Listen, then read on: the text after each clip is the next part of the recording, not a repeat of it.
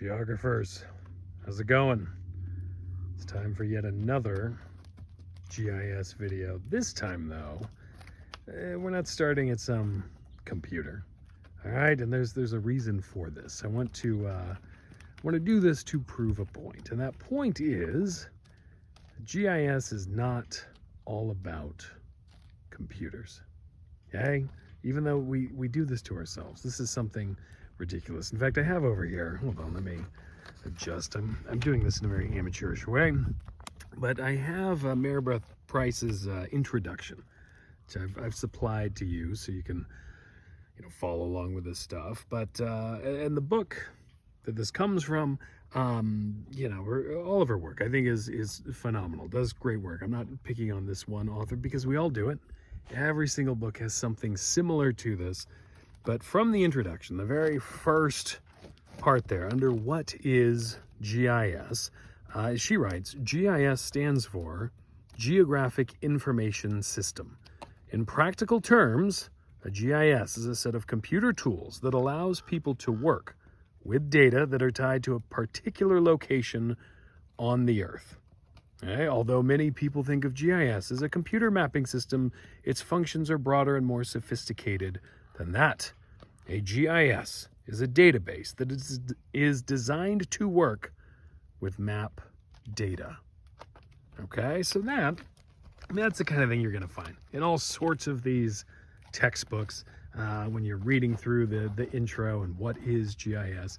And it's true, but the problem I have is that we begin in this whole idea of computers, whether we just, she tries to clarify and say it's sophisticated and then gets into databases, but honestly, these databases are rooted in computers as well. So I wanted to start this video outside, coming to you from the wilds of northern Los Angeles County, which is where my geography bunker is, where I'm recording all this stuff for you. But I wanted to do it outside to get you thinking about the fact that we should start outside. All of this should be rooted in going out into the world, experiencing things first, right? And then we worry about all this computer nonsense, right? And not doing it this way, and not starting out in the real world and then going to the computer. I think we screw a lot of this stuff up. And I'll try to write some of this down. This is actually something I've been thinking about and it's been bothering me over the past few semesters now, that I got to figure out. So rather than just ramble and make this some 4-hour video, I'll try to put it into actual words, things that make sense. But I want you to think of GIS not as computers, not as some program, even though I just had you download one and that's a major component of what we're doing, but think of it more as just spatial philosophy. Okay? It's a way to solve spatial problems. Okay? Yeah, we're going to use computers, but don't get fixated on that computer part. Think about the world first, experience first, the reality of the problem that we're trying to solve. We get so fixated, I think anyway, on representing the world. All right, and we'll get into that when we talk about data and understanding this. Quiet down. We'll get into this whole idea of representation, but the whole idea is we're representing the world within that GIS software, right? But we get so fixated on that representation that we lose sight of the world itself. And it's also, when we think about it, I don't want to get all ranty and conspiratorial and all of that, but if you think about it, Esri or ESRI or whatever they're calling themselves today, they've been very big in getting GIS into the mainstream, getting people to adopt it with their agencies and companies and all of that. But they sell software, right? At the end of the day, they're all about selling people software. And so it's no surprise that all of these GIS books, many of which come from their own, press, it's no surprise that they all fixate on the computer aspect. But what I want us to do even though in this class we're going to be glued to the computer quite a bit, but I want you to be thinking about reality, right? Why are we doing this stuff in the first place? It's not just to press buttons. Here's another way to try to get at what it is I'm trying to get at.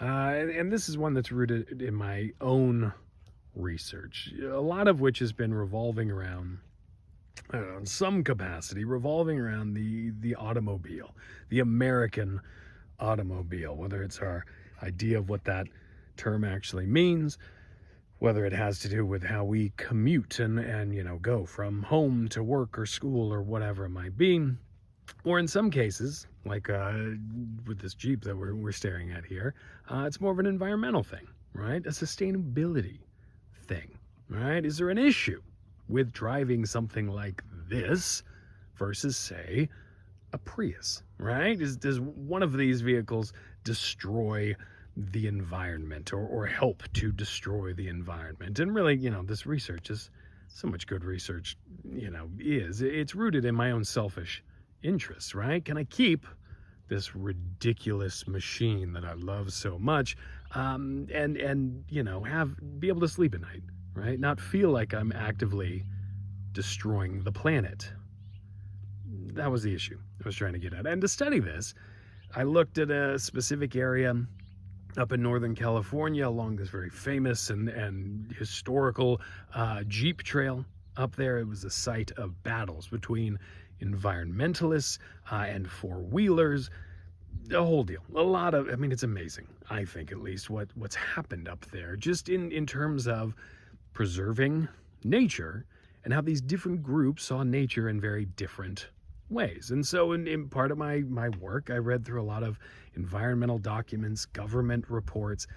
These reports had a lot of maps in there, GIS produced things. And one thing I noticed in studying a lot of this was that everyone got so fixated on this single line that ran through this forest that they failed to think about a whole host of other things at play.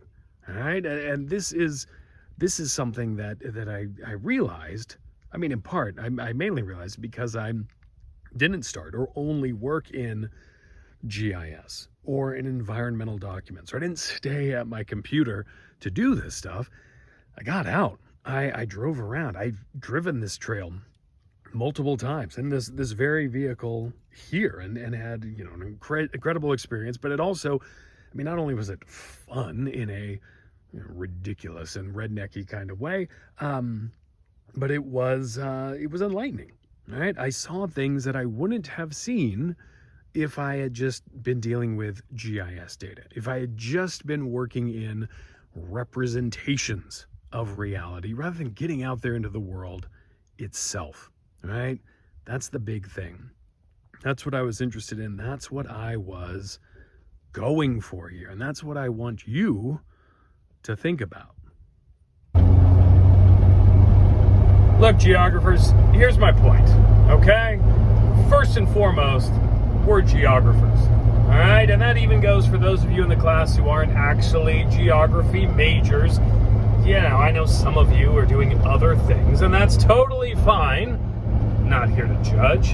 And in fact, what I'm going to say is no matter what your major is, if you're in this class and you're working through this stuff, you're part of our club, all right? This geography club. And we have skills that go beyond just working at a computer. We understand things like scale, proximity, area of study, mobilities, movement. This Jeep, God, have you ever driven a Jeep? Oh, they're terrible. They make no sense whatsoever. They're ridiculous. And yet I love this thing so much. That's an aspect that we can't get at the computer, right? That's the whole point. I don't want you just sitting at the keyboard, clicking away and continuing to reproduce these representations of reality. Whatever you're working on, whatever you're studying, get out there, right? Get out into that reality, and that'll help you understand it. And then use these computer tools that you learn to actually move forward and study things, protect things, solve things, do all sorts of great work that I know you'll be able to do. But always remember, as working through here. It goes beyond the computer, goes beyond all this stuff. It's more than that. It's geography. It's spatial thinking. It's fixing the world, thinking spatial. All right, geographers. Until next time, talk to you later. I should probably put this phone away. Bye.